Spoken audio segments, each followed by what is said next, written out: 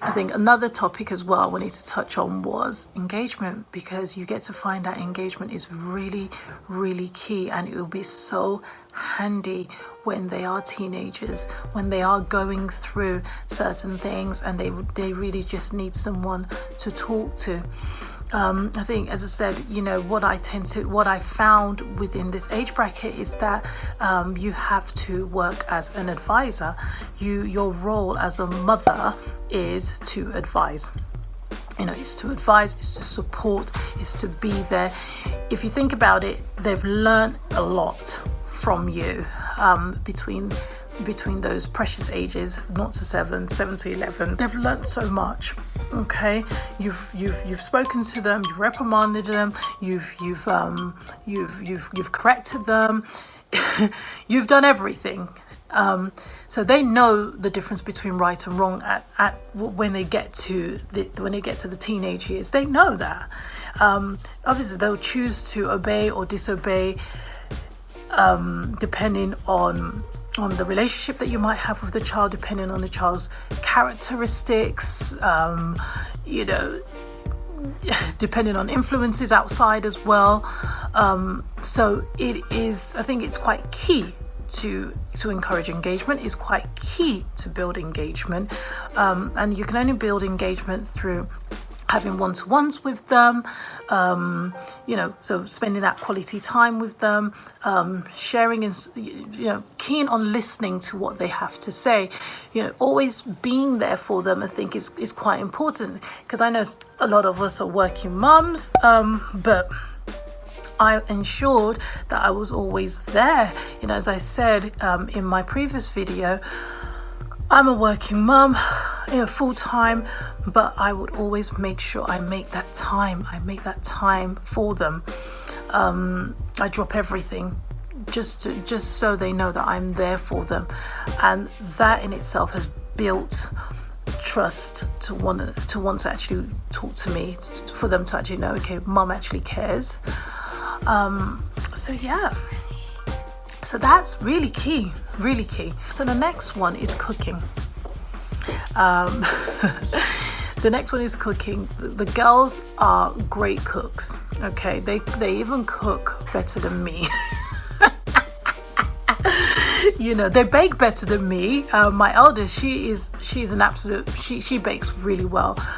My middle one, she makes great chicken nuggets, and the youngest one makes great pies. So they all have their different areas, which I absolutely love. I love it because finally they are, a lot of the seeds I've sown is finally beginning to manifest, and it's great. It's great that they've taken an interest in cooking. They can express their creativity whilst cooking. They get praises, even when the food is not great. They still get praises for it because during those trying periods, trust me, there's a trial and error thing, isn't it? And now they become perfect at it. They've become really good at it. So but yeah, it was a nice time for them. It was a time that they would have an opportunity to be praised, and yeah, I mean, I would have them sort of cook lunch for the family, or cook breakfast, or make a dessert or something. So, but again, I invested in a lot of time between the ages of 7 and 11, having those bakes and stuff with them. Even though I can't bake to save my life. I would still do it just to engage with them.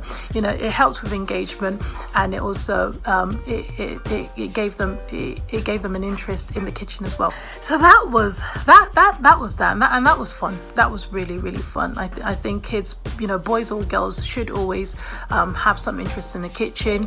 Those are life skills. I can't, I wouldn't do anything less. I mean, when I was younger, when I was about 14, I think the only thing I could cook was pasta and cheese. I was a dapper at that. I could make, seriously, and I made a heap. It was a mountain heap of pasta and cheese, and I would whop it down, and I was this thin. I couldn't even put on any weight. Anyway, that's another story. But yeah, so that was fun. I think another topic as well I wanted to touch on is around housework. Obviously, between the ages of 7 and 11, I've kind of introduced chores. I didn't mention it in my previous video, but I did. And I think it's extremely important to keep that going. But stuff like hoovering, washing dishes, even though we've got a dishwasher, wash dishes, take out the recycling bin, and you got the mini food bin as well. Take that out and pop it in the main bin. So yeah, things like that, I would get them to do. When we go shopping together, I don't pack any bags, guys. My girls they're just in there. They're just in there packing, helping out with stuff because that's the way I'm bringing them up to be helpers. To just naturally, do things and they need to survive. I'm not going to be there cleaning and cooking and cleaning up after them all the time. Another great thing as well is a way of introducing it for me. That's what I done, was to tidy up their bedrooms. That's their space, that's their area. Why should I tidy that up? That's just the way I felt. I was like, you know what? Nah, it's not going to happen. You as a child, even right down to the age of sort of 6 years old, you can put some things away, put your toys away, and they get into that habit, they get into that mindset of helping out, of doing things, and it doesn't become a chore anymore. It doesn't become that difficult anymore, and everybody loves it. And for you as a parent, God, tell you. After years and years of picking up after your children, for me, it's nice knowing, okay, I can get the kids to help around in the house as well. It relieves me as a parent. You're building your kids up to be independent, to be self-sufficient, to also be neat and tidy human beings. And not to be lazy. But I tell you what though, and I don't want to stay on that topic for too long, but you will always get the one kid who doesn't necessarily want to do housework. Not every kid will just jump at it and say, yeah, I want to housework, I want to do it, me. You won't get that, would you? Really, realistically, not all the time. Some kids do, some kids don't. And we had rotas at one point to help the girls and to help them get into it. That got abolished. And then I just kind of let them do whatever they wanted to do after a while, and I would just kind of pick up on it and say, well, can you do this? Can you do that? So we kind of just done random stuff. But I tend to find that the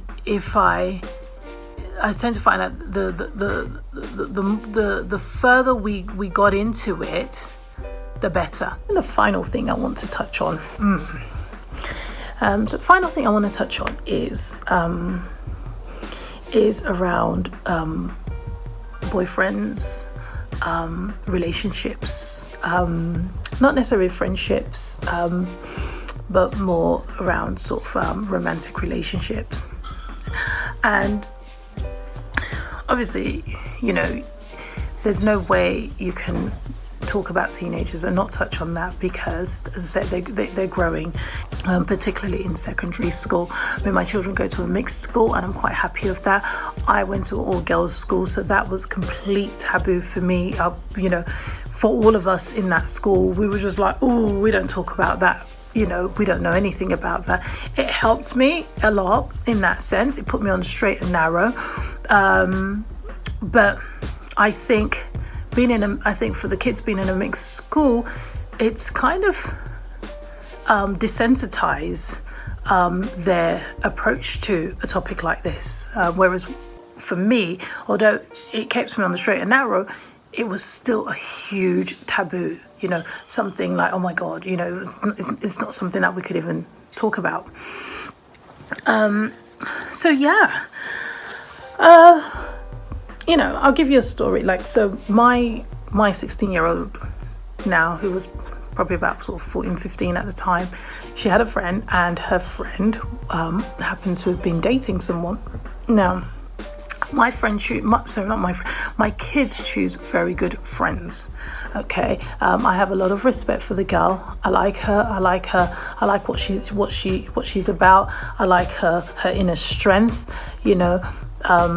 She's a very clever girl. So she's not that sort of girl, but she happened to have this guy, and I don't know how they got together, from a romantic sense, but they were together, and I think she then ditched him. Shouldn't laugh. She ditched him, okay? And he was like complete love struck. Oh, this is awful. I feel so heartbroken. And my daughter, being the lovely angel that she is, wanted to give him some advice. And so, I found her, on the phone, texting. I'm thinking, what are you doing? Who are you talking to? I thought it was just her friend at first, and I was like, oh my God. So what exactly are you telling him? Are you now a counsellor? You're not qualified to do that, okay? We need to stop this, okay? We need to stop. And I really did. My aim was to stare her away from it. So I had a chat with her. I had a very, very honest conversation with her. Call them the honest conversations. And the first thing I touched on was just around whether she thought it was right to have a boyfriend. Not necessarily her, but her friend to have a boyfriend at that age. Her response was quite interesting, you see, because when you hang around with someone, you become slightly more desensitized to certain things. So her thing was, well, I don't think there's anything wrong in that. And I don't think there was anything wrong in that.